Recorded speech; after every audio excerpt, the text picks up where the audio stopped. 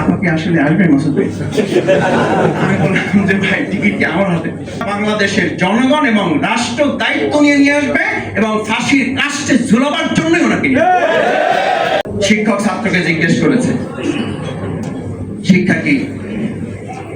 বলছে স্যার পরীক্ষার আগে যা মুখস্থ করি এরপর পরীক্ষার পরে যাহা ভুলে যাই তাহার নাম শিক্ষা।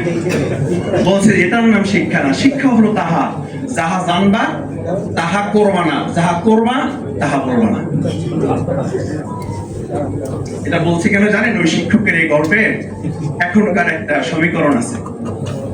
আমাদের একজন বাংলাদেশের ফ্যাসিস্ট নেত্রী আছে, বলেছিলেন উনি বাংলাদেশ থেকে কখনো এই দেশ ছেড়ে যাবেন না, কিন্তু আল্লাহর কাছ মেহেরবানি উনি যান নাই, শুধু উনি বাইতুল মুকাররমের ইমাম সুদ্দান নিয়ে চলে গেছে। এই লাইনটা বলার জন্য এটা বলি নাই। এখন আবার প্রায় আমাকে বিভিন্ন ভাইরাও যেমন জিজ্ঞেস করে, সাংবাদিক কিন্তু ফোন করতেই আছে, ব্যাপারটা যেন এরকম, এটা আমাদের হাতে টিকিট। সাংবাদিক ভাইরা যখন জিজ্ঞেস করেন যে আপা কি আসলে আসবে মাসুদ ভাই? আমি বললাম যে ভাই টিকিট কি আমার হাতে?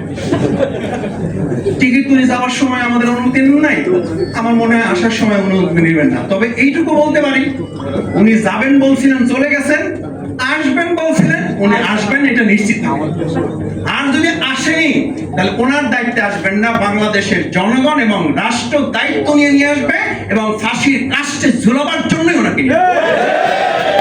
সেরকম একটা শিক্ষা সংস্কার রাষ্ট্র আমাদের গঠন করার জন্যই আজকের এই সেমিনার যদি কিছুটা করতে পারে, আমি বিশ্বাস করি সফল হব, বাংলাদেশ সফল হবে।